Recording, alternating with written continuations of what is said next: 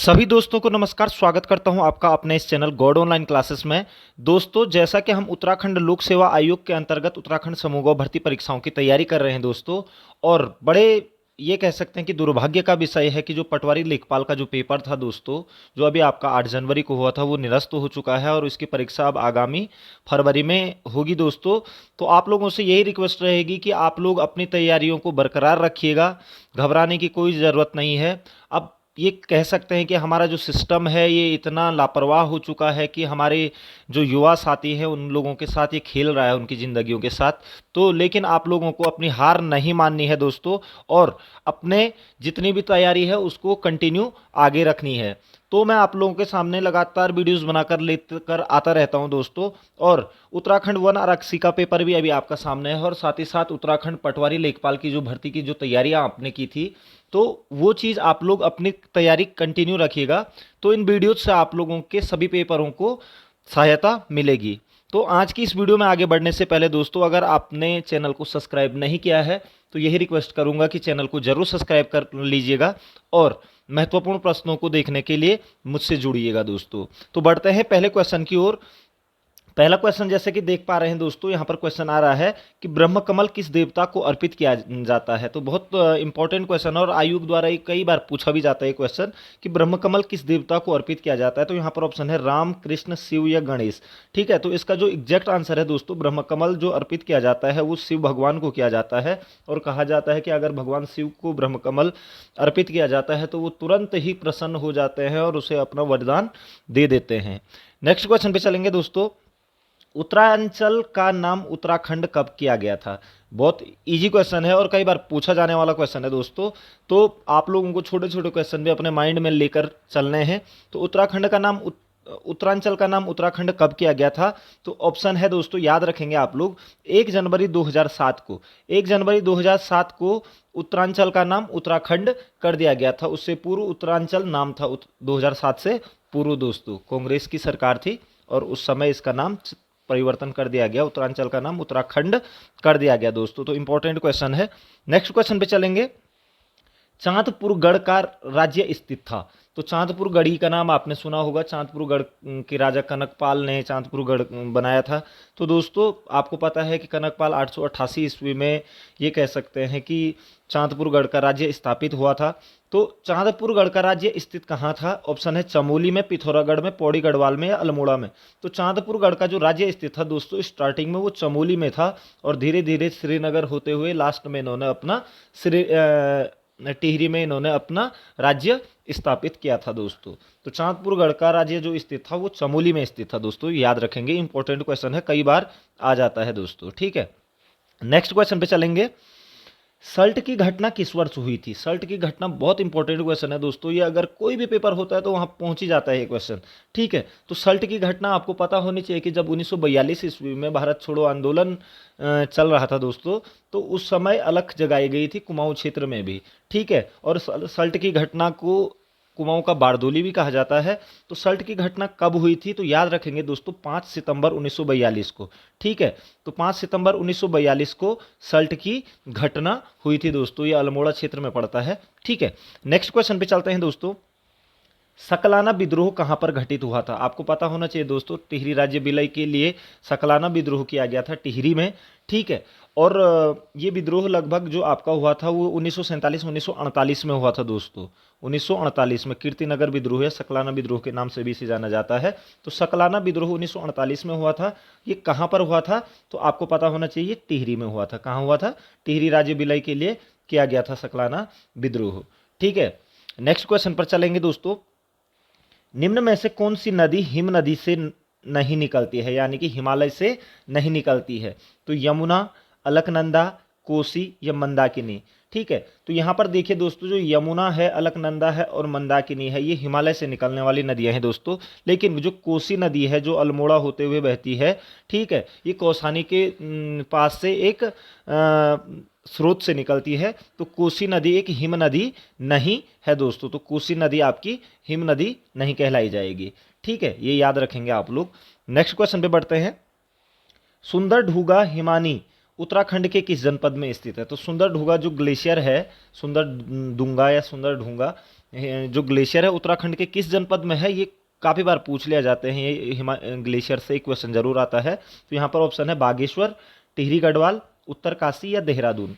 तो देखिए दोस्तों, जो सुंदर ढूंगा जो हिमानी है, इसी के लेफ्ट साइड से पिंडारी ग्लेशियर पड़ता है वहाँ पर, और पिंडारी ग्लेशियर से आपकी क्या निकलती है? पिंडर नदी निकलती है। तो जो सुंदर ढूंगा जो ग्लेशियर है दोस्तों, ये आपका बागेश्वर जिले में पड़ता है। याद रखेंगे, बागेश्वर जिले में सुंदर ढूंगा हिमानी पड़ता है। अगर वीडियो पसंद आ रही है दोस्तों तो आप लाइक करना ना भूलिएगा, और साथ ही साथ अपने दोस्तों के साथ भी आपने जरूर शेयर करनी है दोस्तों वीडियो को।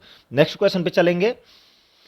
चूना पत्थर निम्न में से किसका उदाहरण है? ठीक है, तो चूना पत्थर, इसमें कैल्शियम कार्बोनेट की मात्रा होती है दोस्तों। तो चूना पत्थर किसका उदाहरण है? यहाँ पर है अवसादी चट्टान का, आग्नेय चट्टान का, रूपांतरित चट्टान का या ज्वालामुखी चट्टान का। तो याद रखेंगे दोस्तों, चूना पत्थर एक्चुअली देहरादून वाला जो पोर्शन है उत्तराखंड का, वहाँ पर चूना पत्थर मिलता है। तो और चूना पत्थर जो उदाहरण होता है दोस्तों, वो होता है आपका अवसादी चट्टान का। अवसाद का से बना होता है चूना पत्थर।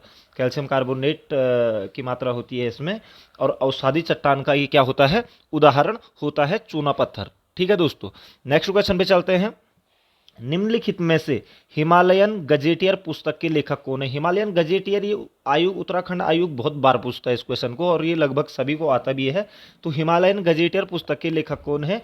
तो आप सभी जानते हैं, ई एटकिंसन।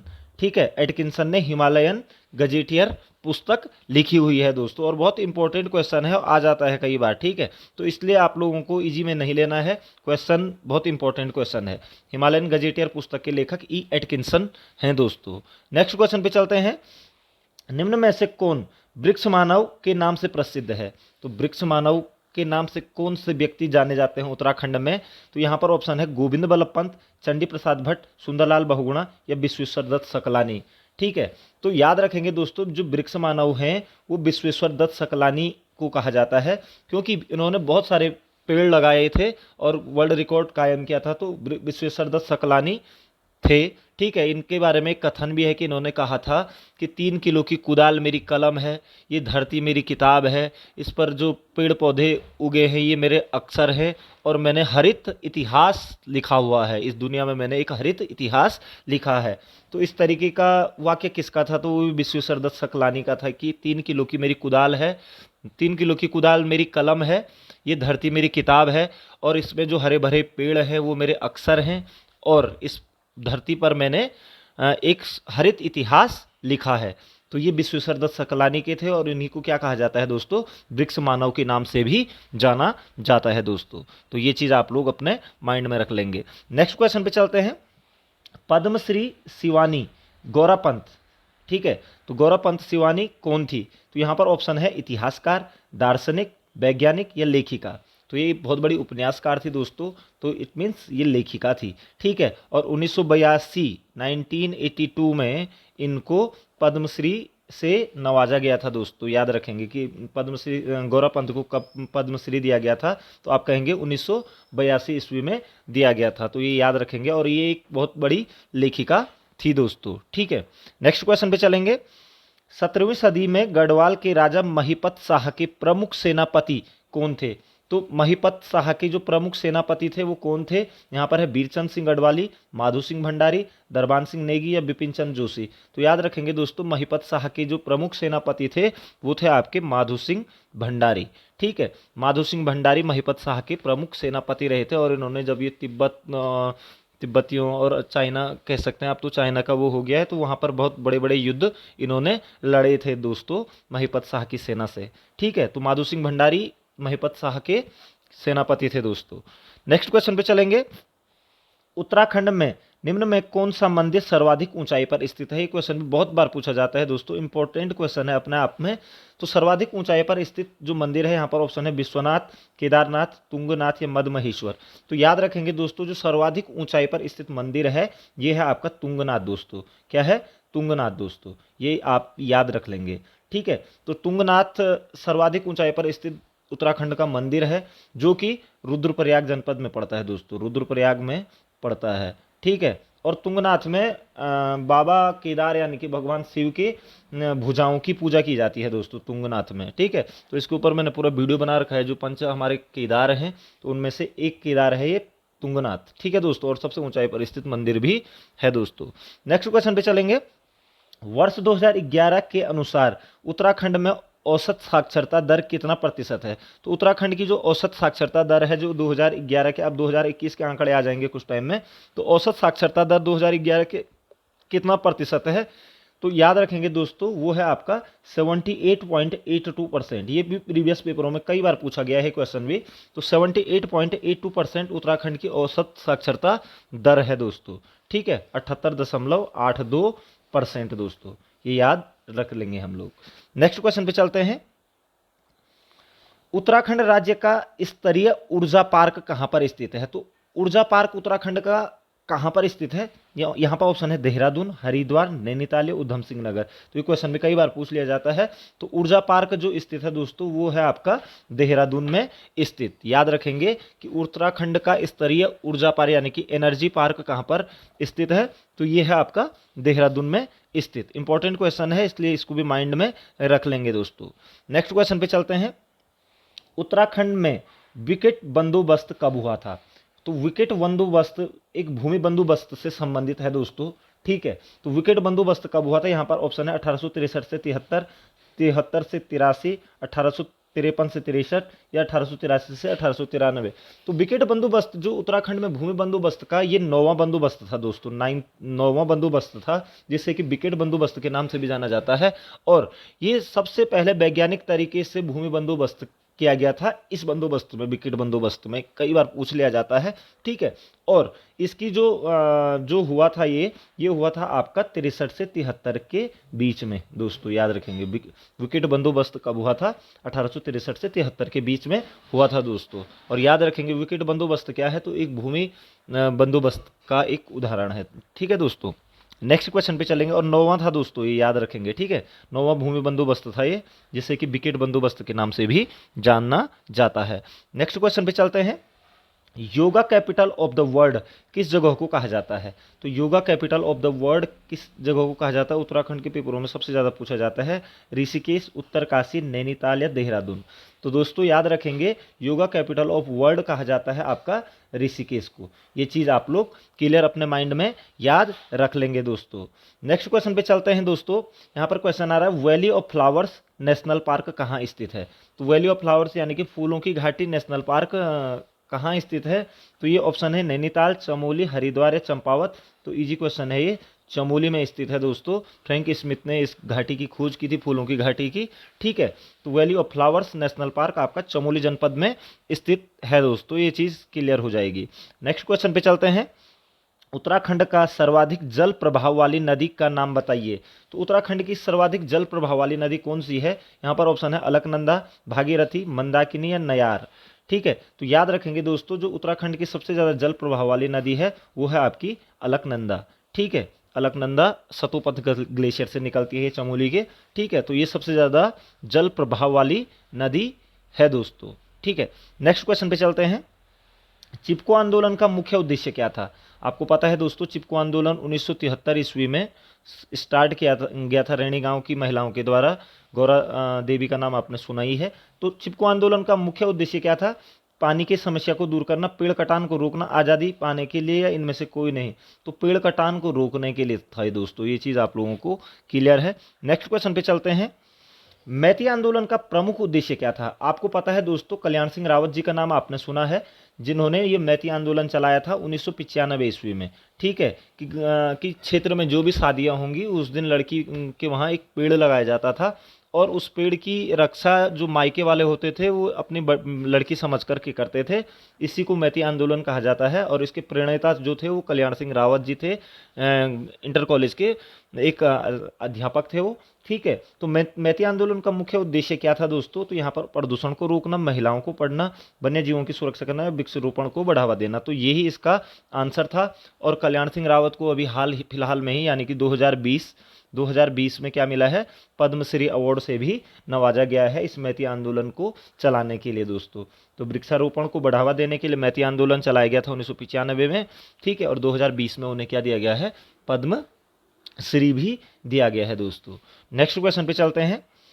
कुमाऊं का इतिहास के लेखक कौन है, बहुत इंपॉर्टेंट क्वेश्चन है दोस्तों। तो कुमाऊं का इतिहास आपको पता ही है किसने लिखा हुआ है, तो सीधा देर न करते हुए बद्रीदत्त पांडे, बद्रीदत्त पांडे ने कुमाऊं का इतिहास लिखा है दोस्तों, ठीक है। नेक्स्ट क्वेश्चन पे चलेंगे। खिलाड़ियों में डोपिंग परीक्षण किया जाता है, जो डोप टेस्ट किया जाता है दोस्तों, तो डोपिंग टेस्ट में पता लगता है कि क्या इन्होंने कोई इस तरीके का ड्रग्स यूज तो नहीं किया है। तो खिलाड़ियों में जो डोपिंग परीक्षण किया जाता है वो किस में किया जाता है, रक्त द्वारा, मूत्र द्वारा, रक्त एवं मूत्र द्वारा या उपरोक्त में से कोई नहीं। तो याद रखेंगे दोस्तों, दोनों ही रक्त और मूत्र के द्वारा ही क्या किया जाता है, डोपिंग टेस्ट किया जाता है खिलाड़ियों का, ठीक है ना। तो ये क्वेश्चन भी कई प्रकार से बन जाता है कि कई बार खिलाड़ियों के ड्रग्स सेवन को लेकर कौन सा टेस्ट किया जाता है, तो डोप टेस्ट किया जाता है दोस्तों, ठीक है। तो डोपिंग टेस्ट रक्त और मूत्र के द्वारा किया जाता है। नेक्स्ट क्वेश्चन पे चलेंगे। द्रोणाचार्य पुरस्कार किसको दिया जाता है, बहुत इजी क्वेश्चन है दोस्तों, आपको पता होना चाहिए। द्रोणाचार्य पुरस्कार 1985 ईस्वी में 1985 ईस्वी में प्रारंभ किए गए थे।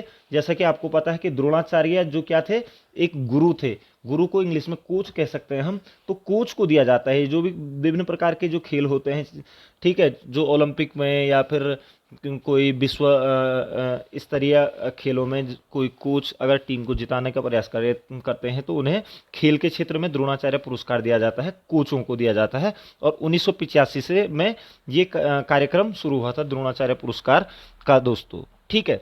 नेक्स्ट क्वेश्चन पे चलेंगे।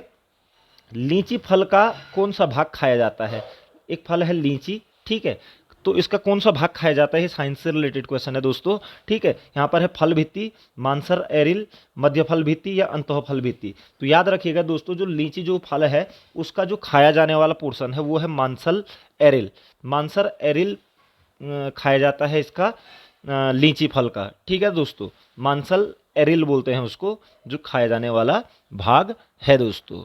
नेक्स्ट क्वेश्चन पे चलते हैं।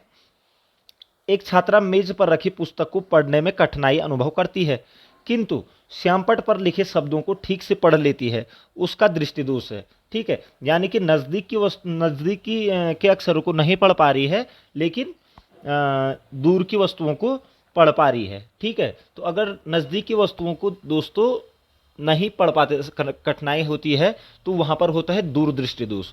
और अगर दूर की वस्तुओं को नहीं पढ़ पा रही है तो उसे कहते हैं निकट दृष्टि दोष। याद रखेंगे दोस्तों, अगर नज़दीक की वस्तुओं को नहीं पढ़ पा रही है तो वहाँ पर हो जाएगा दूरदृष्टि दोष, और दूर की वस्तुओं को नहीं पढ़ पा रही है तो वहाँ पर हो जाएगा निकट दृष्टि दोष। तो यहाँ पर नज़दीक की वस्तुएं नहीं पढ़ पा रही है, इसलिए यहाँ पर हो जाएगा आपका दूरदृष्टि दोष है उस बालिका को, ठीक है। तो ये चीज़ इसका एग्जैक्ट आंसर हो गया, साइंस से रिलेटेड है और इस तरीके के क्वेश्चन आप लोगों के सामने जरूर पूछे जाते हैं दोस्तों, ठीक है। नेक्स्ट क्वेश्चन पे चलेंगे। बीसीजी का टीका किस रोग से बचाता है, तो बीसीजी का टीका आपने सुना होगा दोस्तों, बीसीजी का टीका लगता है, तो यहाँ पर है चेचक या बड़ी माता, तपेदिक या टीबी, डिप्थीरिया या टाइफाइड। तो जो बीसीजी का जो टीका होता है दोस्तों वो बचाता है तपेदिक या टीबी से बचाता है दोस्तों, बीसीजी का टीका दोस्तों याद रखेंगे, बीसीजी का टीका तपेदिक या टीबी से बचाता है दोस्तों। नेक्स्ट क्वेश्चन पे चलेंगे। भारतीय संगीत में कुल कितने स्वर शुद्ध एवं विकृत होते हैं, आपने 7 स्वरों का नाम तो सुना होगा, लेकिन यहाँ पर शुद्ध एवं विकृत की बात हो रही है। भारतीय संगीत में कुल कितने स्वर होते हैं, तो यहाँ पर ऑप्शन है 7 भी है, 9 भी है, 10 भी है, 12 भी है। याद रखेंगे दोस्तों, शुद्ध और विकृत स्वरों को अगर मिला दिया जाए तो इनकी संख्या हो जाती है 12, ठीक है। तो भारतीय संगीत में कुल कितने शुद्ध और विकृत स्वर होते हैं, तो वो 12 होते हैं, और अगर शुद्ध स्वरों की बात करेंगे तो वो 7 होते हैं दोस्तों, ठीक है। तो शुद्ध और विकृत आपके 12 स्वर होते हैं दोस्तों, ये भी इंपॉर्टेंट क्वेश्चन है दोस्तों। नेक्स्ट क्वेश्चन पे चलते हैं। संविधान के किस संशोधन के अंतर्गत 6 वर्ष से 14 वर्ष के बच्चों की शिक्षा मौलिक अधिकार बन गई है, ठीक है। बहुत इंपॉर्टेंट क्वेश्चन है कि 6 से 14 वर्ष तक के बच्चों को पढ़ाना उनका अधिकार है। 21A में इसका वर्णन किया गया है दोस्तों, मौलिक अधिकारों में, ठीक है। तो आपको पता है 86वां संविधान संशोधन किया गया था, इसके लिए 86वां संविधान संशोधन 2002 में ये संशोधन किया गया था, और इसमें सभी बच्चों को निःशुल्क शिक्षा का प्रावधान किया गया था दोस्तों। निःशुल्क 6 से 14 वर्ष तक के बच्चों को निःशुल्क एवं अनिवार्य शिक्षा का प्रावधान किया गया था, जो कि 86वें संविधान संशोधन 2002 के द्वारा भारतीय संविधान के अनुच्छेद 21A में जोड़ा गया दोस्तों। याद रखेंगे 21A में जोड़ा गया, क्योंकि प्राण एवं दैहिक स्वतंत्रता का अधिकार है 21 में, और 21A में आपका क्या है, शिक्षा का अधिकार, यानी कि शिक्षा प्राप्त करने का अधिकार है। तो अनिवार्य शिक्षा यानी कि 6 से 14 वर्ष तक के बच्चों के लिए का जो प्रावधान किया जाता है वो आपका 86वें संविधान संशोधन 2002 के द्वारा 21A में लाया गया दोस्तों। ठीक है, आई होप ये चीज़ आपको क्लियर हो गई होगी। नेक्स्ट क्वेश्चन पे चलते हैं। सभी भारतीयों को मतदान करने का अधिकार होना चाहिए, चाहे उनका सामाजिक आर्थिक स्तर कुछ भी हो। यह किसका विचार था? तो सभी भारतीयों को मतदान का अधिकार है भी आज, और उनकी चाहे सामाजिक आर्थिक स्तर कैसा भी हो तो वो तब भी मतदान करते हैं, बशर्ते 18 साल से ऊपर के हों। ठीक है, तो ये विचार किसका था? महात्मा गांधी या B.R. अम्बेडकर या डॉक्टर राजेंद्र प्रसाद या जवाहरलाल नेहरू। ठीक है, तो इसमें आप लोगों को सबसे बड़े राजनीतिज्ञ जो लग रहे हैं वो भारत के पहले प्रधानमंत्री जवाहरलाल नेहरू जी थे। ठीक है, और इन्हीं का ये विचार था कि सभी भारतीयों को मतदान का अधिकार होना चाहिए, चाहे उनका सामाजिक आर्थिक स्तर कैसा भी हो दोस्तों। तो जवाहरलाल नेहरू का ये विचार था। तो आशा करता हूं दोस्तों कि आपको ये वीडियो जरूर पसंद आई होगी, और यहाँ से आप लोगों के पास अभी जो बन आरक्षी का जो पेपर होने वाला है आपका 22 जनवरी को, उसके लिए एक क्वेश्चन जरूर मिलेंगे, ऐसी मैं अपेक्षा भी करता हूं दोस्तों। और आप लोगों का समय शुभ हो। मैं लगातार आप लोगों के बीच में बना रहता हूं, आपको नई नई वीडियोस, नए नए प्रकार के क्वेश्चन, आपके लिए ये कह सकते हैं कि एक रिवीजन वाले क्वेश्चन लेकर के मैं आप लोगों के बीच में आता हूं। तो आपका समय शुभ हो। मिलते हैं नेक्स्ट वीडियो में, तब तक जय हिंद, जय भारत, जय उत्तराखंड।